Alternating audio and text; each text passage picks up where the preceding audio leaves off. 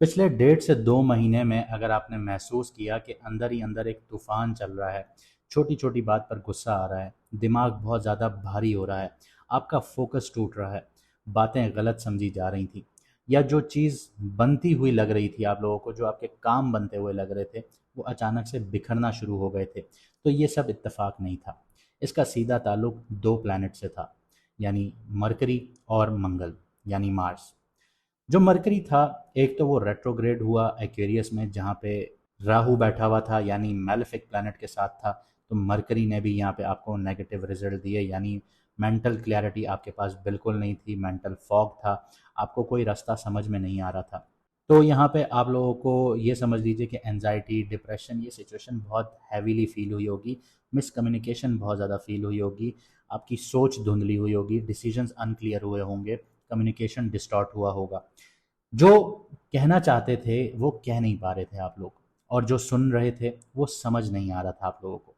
दूसरी तरफ जो मार्स था, वो पहले अंगारक दोष बना के बैठा था। मार्स के साथ अगर आपने 26 फरवरी वाली वीडियो देखी हो, चांद ग्रहण वाली, तो उसमें मैंने मार्स का जिक्र किया था, मैंने प्रेडिक्शंस भी दी थी, और वो सारी अल्हम्दुलिल्लाह पूरी हुई। अल्लाह ताला करने वाली ज़ात है, हम सिर्फ पैटर्न्स देखते हैं। तो यहाँ पे वो सारी चीज़ें पूरी हुई जो चीज़ें हम देख रहे थे।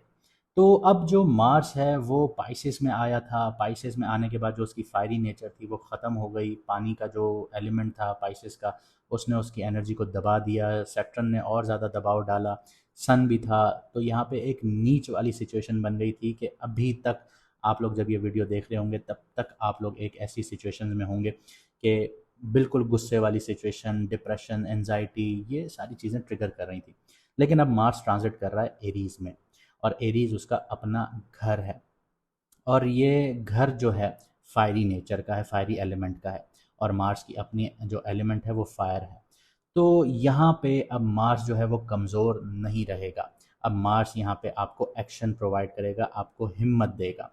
और एरीज में 3 नक्षत्र होते हैं, अश्वनी, बहरनी और कृतिका, जिसमें से अश्वनी और कृतिका ये मार्स की एनर्जी को नेचुरली सपोर्ट करते हैं।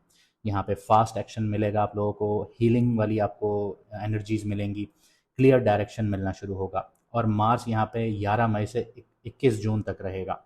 और मार्स जब एरीज में आ जाएगा तो आपके लिए क्लैरिटी भी वापस आना शुरू होगी, और उन लोगों के लिए रास्ते भी खुलना शुरू होंगे जो अपनी एनर्जी को सही डायरेक्शन में लगाना जानते होंगे। और जिस वक्त तक आप ये वीडियो देख रहे होंगे उस वक्त तक मरकरी जो है वो ट्रांजिट कर चुका है, पाइसेस से निकल चुका है। पाइसेस में ये नीच का था, जिसकी वजह से आपने कम्युनिकेशन गैप देखा, एनजाइटी देखी, डिप्रेशन देखा। अब वो पाइसेस से निकल चुका है 30 अप्रैल को। तो यहाँ पे अब मरकरी भी पॉजिटिव, यानी आपको मेंटल फॉग जो था वो भी ख़त्म होगा। तो अब यहाँ पे ये समझ लीजिए कि आपकी सोच, आपकी कम्युनिकेशन, डिसीजन मेकिंग, ये सारी चीज़ें कंट्रोल होना शुरू हो जाएंगी। अब आप इनको प्रॉपरली यूटिलाइज करेंगे। जब तक ये पाइसेस में था, वीक हुआ था, आपने वीक होते हुए देखा था, आप कंफ्यूज रहे थे, एंशियस रहे थे, मेंटली स्कैटर्ड रहे थे। लेकिन अब आपकी जो एनर्जीज़ हैं वो आपको वापस मिलने जा रही हैं। लेकिन एक चीज़ और याद रखिएगा कि मार्स जो है वो आपको एनर्जी तो देगा, हिम्मत भी देगा, क्योंकि ये इसी चीज़ का प्लैनेट है। तो ये आपको डिस्टर्ब भी कर सकता है कि आपका गुस्सा जो है वो कंट्रोल से बाहर हो सकता है। अब चीज़ें आउटब्रस्ट होंगी, मैं बहुत जल्द प्रिडिक्शन पोस्ट करूँगा। आप पोस्ट पर, जो कम्युनिटी पोस्ट होता है उस पर ज़रूर देखिएगा, क्योंकि मैंने पहले भी पोस्ट की थी, दूसरी भी पोस्ट की थी, वो भी काफ़ी लोगों ने देखी और वो सारी चीज़ें प्रूफ हुई। 18 से 24 तारीख की विंडो में मैंने बता दिया था कि कोई भी जो आप लोगों की इस्लामाबाद टॉक्स हो रहे हैं, जो डिप्लोमेसीज़ हो रही हैं, ये फ़ेल हो जाएंगी। तो वो सारी चीज़ें हुई, तो मैं अभी आपको एक नई प्रिडिक्शंस भी दूंगा, वो ज़रूर देखिएगा। तो अब आपके लिए एनर्जी जो है वो शिफ्ट हो रही हैं। इसका आपकी लाइफ पे, आपकी लाइफ की डायरेक्शन पर क्या इम्पैक्ट आएगा, हम इस चीज़ को जानते हैं। लेकिन एक छोटी सी चीज़ और कहना चाहूँगा कि जिन लोगों को अपना मून साइन नहीं पता, कमेंट सेक्शन में अपनी ओरिजिनल डेट ऑफ बर्थ लिखिए, आपको आपका मून साइन बता दिया जाएगा। और इसके अलावा जो लोग अपॉइंटमेंट लेना चाहते हैं तो 50% फ़ीस ऑफ है। जब तक ये सीरीज़ अपलोड होगी तब तक ये 50% ऑफ रहेगा। लिमिटेड स्लॉट्स होते हैं, बहुत जल्दी बुकिंग हो जाती है, तो आप लोग अपने स्लॉट्स बुक करवा लीजिए, क्योंकि जब ये सीरीज़ अपलोड हो जाएगी, कंप्लीट हो जाएगी, तो फिर ये जो 50% ऑफ है ये ख़त्म कर दिया जाएगा। तो तो फिर वापस अपनी फ़ीस ओरिजिनल पर आ जाएगी। तो आप लोग फिर कहेंगे कि हमारे लिए फ़ीस कम करें, तो फिर नहीं होगी। तो जल्द से जल्द अपनी अपॉइंटमेंट बुक करवा लीजिए, चाहे मैडम एस्ट्रोलॉजर एनबक्स के लिए करवाना चाहें या मेरे से करवाना चाहें अपने कंसल्टेशन, तो दोनों के लिए फ़ीस 50% ऑफ है। आइए देखते हैं कि अब मार्स जो लाइफ की डायरेक्शन शिफ्ट कर रहा है वो किस तरफ कर रहा है आपके लिए। तो अगर आपका मून साइन एक्वेरियस है, यानी कि बुर्ज दिलो है, यानी कि कुंभ राशि है, तो मार्स जो ट्रांजिट कर रहा है वो आपके थर्ड हाउस में ट्रांजिट कर रहा है। और मार्स सिर्फ थर्ड हाउस को एक्टिव नहीं कर रहा, ये चौथी नज़र से आपके सिक्स्थ हाउस को एक्टिवेट कर रहा है, सातवीं नज़र से नाइन्थ हाउस को एक्टिवेट कर रहा है और आठवीं नज़र से आपके टेंथ हाउस को एक्टिवेट कर रहा है। यानी कि एफर्ट्स और आउटकम, ये दोनों चीज़ें एक्टिव हो रही हैं। तो करियर, जॉब, बिजनेस, फाइनेंस के हवाले से बात करते हैं, तो यहाँ पे थर्ड हाउस जो आपको डिफाइन करता है वो इस तरह से कि अब आपके अंदर हिम्मत और डेवलप होगी कि आप एक्शन लेना सीखेंगे, रिस्क लेना सीखेंगे, इनिशिएटिव्स लेना सीखेंगे, आप अपने कामों को आगे बढ़ाना सीखेंगे। नया काम आप अगर स्टार्ट करना चाहते हैं तो उसका स्ट्रॉन्ग टाइम है आप लोगों के लिए। हालांकि आप साढ़े साथी के लास्ट फेज़ में हैं, लेकिन फिर भी आप इसमें एक इनिशिएटिव ले सकते हैं। लेकिन ये इनिशिएटिव लेने से पहले ये ज़रूर जांच लीजिएगा, मार्केट का आपको रिसर्च होनी चाहिए, आपको अपने काम के हवाले से रिसर्च होनी चाहिए कि कल को आप किसी जगह पे मार ना खाएं। प्रॉपर वे में इन्वेस्टिगेशन करके, रिसर्च करके फिर बिजनेस आप यहाँ पे खोल सकते हैं या किसी जॉब के लिए अप्लाई कर सकते हैं। कम्युनिकेशन बेस्ड काम हो गए, जैसे सेल्स हो गई, मीडिया हो गया, मार्केटिंग हो गया, ये सारी चीज़ें आप लोगों की एक्टिव हैं। तो यहाँ से आप लोग अब पैसा भी कमा सकते हैं। और जो लोग अपने स्किल्स अपग्रेड करने की सोच रहे हैं, तो अब सोचना बंद कीजिए, क्योंकि ये वक्त है एक्शन लेने का और अपने जो स्किल्स हैं उनको अपग्रेड कीजिए।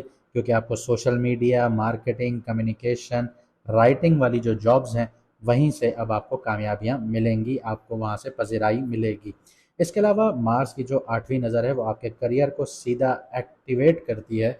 और आठवीं नज़र जो होती है यहाँ पे मार्स की, वो आपके काम में सडन चेंजेस लेकर आएगी, करियर में सडन चेंजेस लेकर आएगी।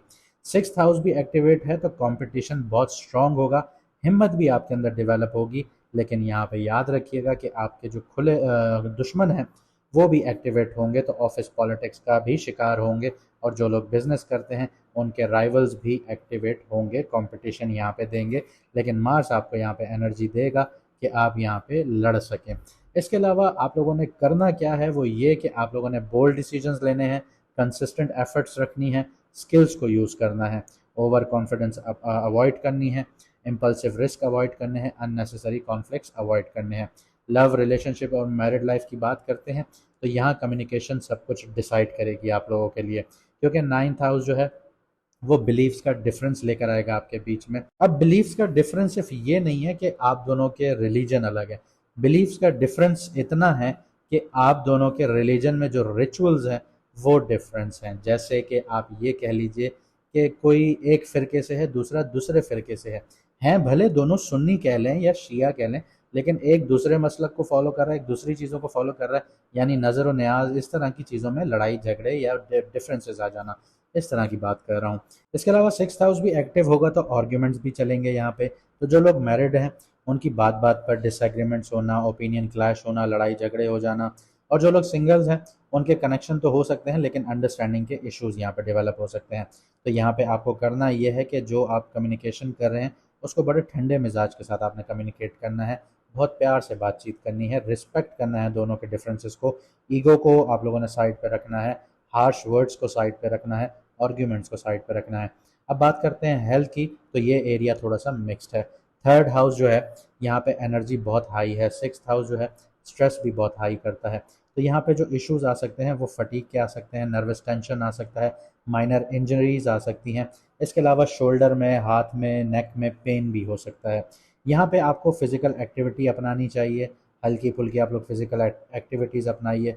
यहाँ पे रूटीन अपनी बेहतर कीजिए, रेस्ट लीजिए प्रॉपर, ओवर वर्क अवॉइड कीजिए, स्ट्रेस इग्नोर कीजिए, केयरलेस बिहेवियर को अवॉइड कीजिए। ये ट्रांजिट जो है ये आपको पुश करेगा मार्स का। अगर आपने एक्शन ले लिया तो रिजल्ट्स आपको मिलेंगे, अगर नहीं लिया तो अपॉर्चुनिटीज़ हाथ से निकल जाएंगी। उम्मीद करता हूँ आपको मेरी बातें समझ में आई होंगी और आप इन पे अमल करके अपनी ज़िंदगी को बेहतर बनाएंगे। अगर आपको वीडियो अच्छी लगी तो लाइक, शेयर और चैनल को सब्सक्राइब ज़रूर कीजिएगा, कमेंट में अपनी राय ज़रूर दीजिएगा। मिलते हैं अगली वीडियो में सितारों के सफ़र पर।